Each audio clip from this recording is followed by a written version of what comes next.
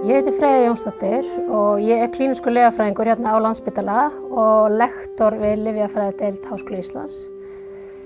Ég bý í Vesturbænum ásamt manninum mínum og 5 börnum. Og ég ólst í raun og veru upp í Vesturbænum, fæddist reyndar í Noregi þar sem foreldrar mínir voru í námi en hef verið mestan part ævi minnar í Vesturbænum í Reykjavík og fór í menntaskólann í Hamrahlíð, fór þar á náttúrufræðibraut. Svo var ég kannski svona aðeins leitandi eftir það, vissi að ég hefði áhuga á heilbrigðisgeiranum og hafði svona víðtækan áhuga á því og í raun og veru bara fletti svolítið vel kennsluskránni í háskólanum og velti vöngum yfir hvað ég ætti að leggja fyrir mig. Og lyfjafræðin heillaði og kannski ástæðan fyrir því að mér fannst fjölbreyttir möguleikar eftir að maður lýkur lyfjafræði námi. Og ég held að það hafi sannarlega raungerst. Það eru gríðarlega fjölbreyttir möguleikar fyrir lyfjafræðinga á Íslandi, bæði í lyfjaframleiðslu, lyfjaþróun, veruleg aukning inn á sjúkrahúsi, inn í heilsugæslu, þannig að það hefur verið bara heppnast vel það val. Þannig að ég lauk námi við lyfjafræðideildina en sá strax að svona vinna í þverfaglegu teymi með öðrum heilbrigðisstarfsfólki í nálægð við sjúklinga var eitthvað sem heillaði mig. Og fór þá til Bretlands í framhaldsnám í klínískri lyfjafræði og var við háskóla sem heitir University College London í bara miðborg London og fór þar í framhaldsnám og var meðal annars á spítala sem heitir St. George's í Suður London.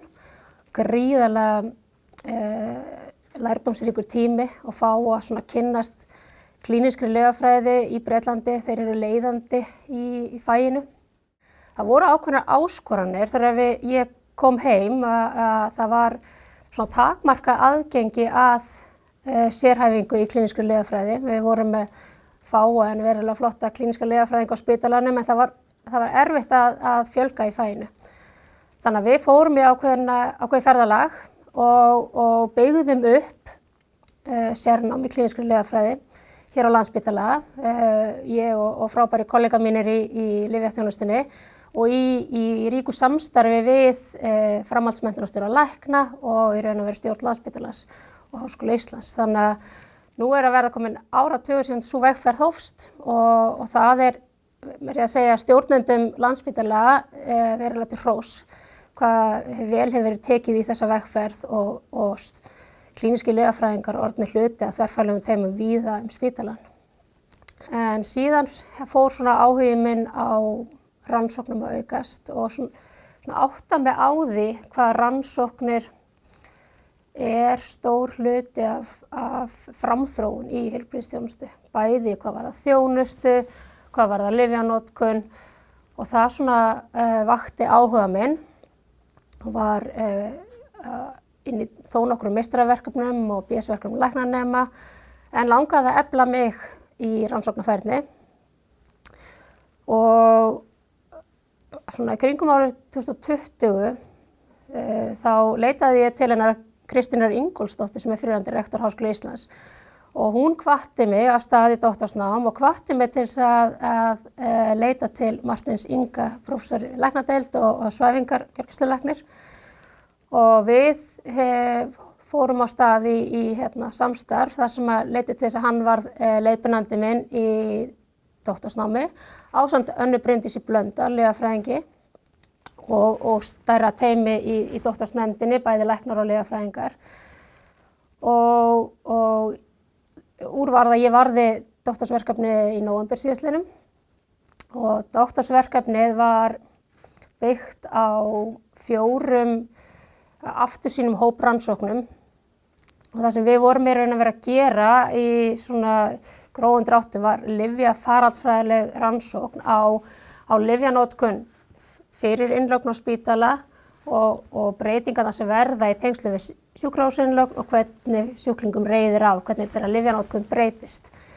En það sem við vorum líka að gera er að við vorum að skoða algengi fjöllyfjanotkunar og nýgengi í kjölfari af sjúkrahúsinnlögn og algengi fjöllyfjanotkunar á Íslandi er hátt. og við sjáum það að sjúkrahúslega leiðir oft til nýrrar fjöllyfjanotkunar. Og það ákveðin einföldun að segja, telja, þegar við tölum fjöllyfjanotkun í svona lyfjafaraldsfræðilegum rannsóknum þá erum við að tala ákveðin fjölda lyfja.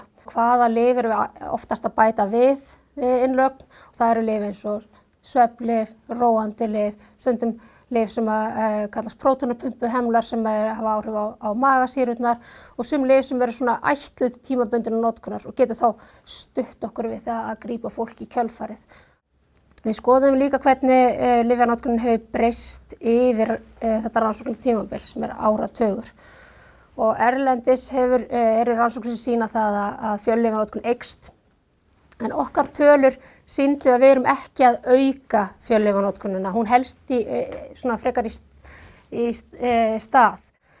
Fyrir nokkrum árum síðan þá hóf Alþjóðaheilbrigðismálastofnunin átak sem heitir Medication Without Harm og var tekið upp hér á Íslandi undir heitinu Lyf án skaða.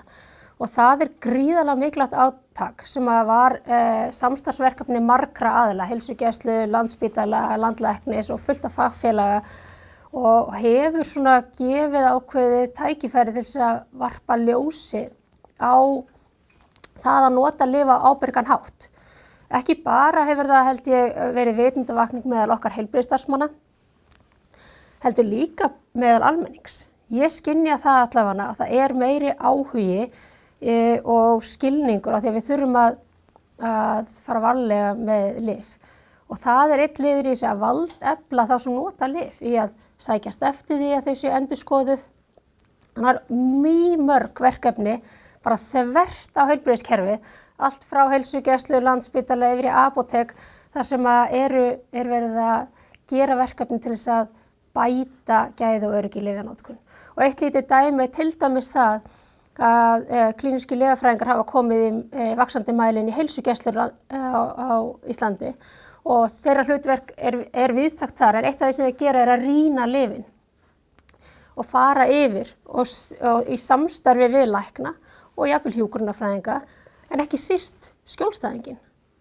Við eigum að leitast við að vera að nýta styrkleika allra fagstétta og þekkingu og maður sér það bara þegar að koma saman læknir, lyfjafræðingur, hjúkrunarfræðingur, jafnvel félagsráðgjafi, sjúkraþjálfari. Við leggjum öll mismunandi þekkingu og reynslu inn í það samtal sem á sér stað og úr verður eitthvað betra. Ég tel að rannsóknir séu órjúfanlegur hluti af klínískri starfsemi og í raun og veru markmið Landspítala að veita klíníska þjónustu, það að veita menntun heilbrigðisstarfsmanna og stundar rannsóknir og þetta allt hangir saman. Því að bæði eru rannsóknir tannhjól framfara, þannig að með því að vera að rannsaka það sem við erum að gera þá finnum við betri leiðir til þess að betrumbæta klínikina, en líka ef við fáum þeir sem starfa við klíník fá tækifæri til þess að stunda rannsóknir, það heldur þeirra þekkingu betur svona uppfærðri og það gríðarlega mikilvægt fyrir þá sem eru líka bara að læra ennþá, jafnvel enn í námi, að þeir fá snertiflöt við rannsóknir og skilji mikilvægi rannsókna og fá að vera þáttakendur. En þetta getur stundum verið áskorun inn í það sem klíníska starfsemin tekur auðvitað gríðarlega mikið plás. En það verður að horfa á þetta samhangandi og gefa klínísku starfsfólki tækifæri til að stunda þetta samhliða.